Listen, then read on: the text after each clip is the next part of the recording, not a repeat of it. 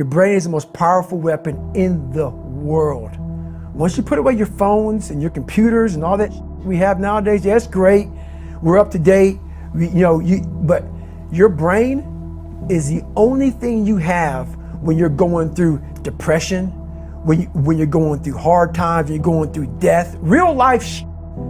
You can't Google that, man. You're alone. You're alone. You may have a shrink you're going to, you may have a best friend you're going to, but there's 24 hours in the day where you're alone in this brain, and your brain is talking to you in all kinds of ways, and it wants to control you and pull you in these different pockets.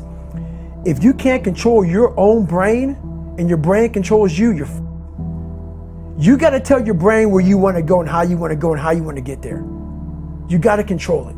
If not, it's over. What existed for me was, okay, man, how am I going to make this work? And all I knew back then was hard work. The only way anything gets accomplished. That's all I heard back in those days. You gotta work hard. You gotta work hard. I'm not getting I can't get this paragraph. I can't remember what the is in this paragraph to pass this test to get in the military. Read again. Still not getting it. Read again. But if you're not getting it, write it out. And that's how I started learning. Okay, well, I gotta write out everything I do. And then write it out again, and write it out again. And guess what happened? I got it. I can't swim. I'm negative buoyant. Go back again. I can't swim. Go back again. Go back again. Go back again. I got it. I realized if I keep going back and going back and going back until the just becomes, your mind will say, okay, we're gonna figure it out. Because he is not going to stop. It's not like I'm gonna try one more time. No, it's just like alarm clock goes off, boop, we're going back. I can't read right, we're going back. I gave myself no way out, and my mind realized that. They said, okay, we're gonna adapt and overcome now. Like a lot of people say, trying hard. Your mind knows, man. It knows this guy's bull. Me, man, this guy's lying. There's no truth behind it. When I was in Navy SEAL training, people go, how were you there for 18 months?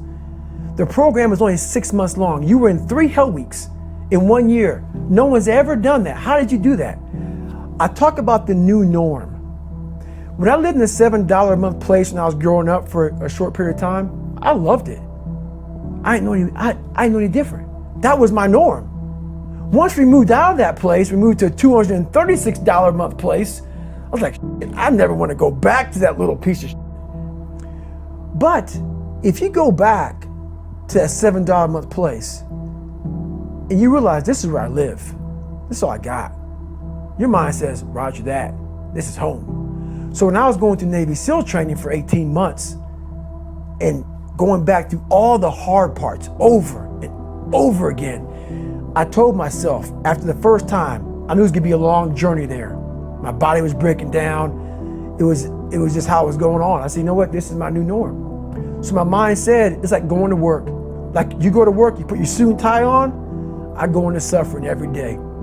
Every day suffering, being broken, duct taping my feet up, stress fractures, shin splints, being broken. This is my new norm. And your mind says, if we're not broken, this ain't normal. We gotta be broken. So then your mind starts to get tougher and tougher and more callous. People, how'd you run on broken feet?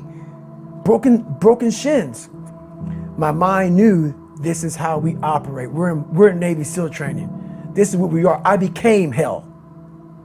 And that became my new norm. I gave myself no way out. There was nothing outside these walls of hell. Nothing. I love God, but for a short period of time, I became the devil because that was hell. I became the boss, the owner, the CEO of Navy SEAL training. That was my mindset. And that's how you get through things. You immerse yourself in wherever it is, and you become that. You become that and give yourself no way out.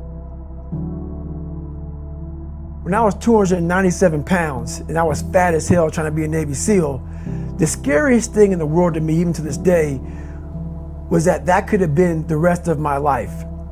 I thought then I was trying hard. That's the scariest thing in the world. I thought then 297 pound, working for Ecolab, spraying for cockroaches, making $1,000 a month. I thought that was me at my 100% potential. Come to find out, a few years later, I wasn't anywhere near that. 106 pounds less, graduated Navy SEAL training, went on to do all these other things. Looking back on that, that was me trying hard. That's why people gotta understand, what is in us, we have no idea until we start trying hard. And I mean really trying hard, where you're obsessed with, hey, this is my new norm. My new norm is that, wow, this isn't always fun. It's not always meant to be fun. And that's when you know you're trying hard. People hear my story and think this guy is sadistic. I realized how the brain works. I figured out how the brain works. I'm a scared kid, and that's what gives me so much power. I had no foundation, and I built this off of just researching the mind. The feeling you get is basically invincibility. You realize that you can't do it all the time. When you need to do it, I know I can go to a place that I can live in. And when you know that you can run on broken legs and you can do certain things that a lot of people can do, but they're not willing to do, this power, this sympathetic nervous system of fight or flight, and you're fighting, it gives you this charge of energy of when you're sitting there at 3:30, 4 o'clock in the morning and you're duct taping your feet up because they're broken, and you're doing it by yourself, and you're going through arguably one of the hardest training in the world. And these guys, most of them are healthy, and you're going through it broken, and you're already at a disadvantage, but you're still there. You can feed into that and tap into that for a lot of power. But if you look at it, well, I'm broken, man. I'm not gonna make it. But if you look at it as, man, I'm broken and I'm still here. And I'm fighting, and I'm gonna find a way to get through this because I have no other place to go. It gives you a lot of power. When things start to suck really, really bad, my brain and a lot of people's brain, they don't go to your dad beating you up. Your brain says, we gotta get the out of here. This is miserable. So anger goes away a lot of times when you're suffering because your brain just says, we gotta run, we gotta go.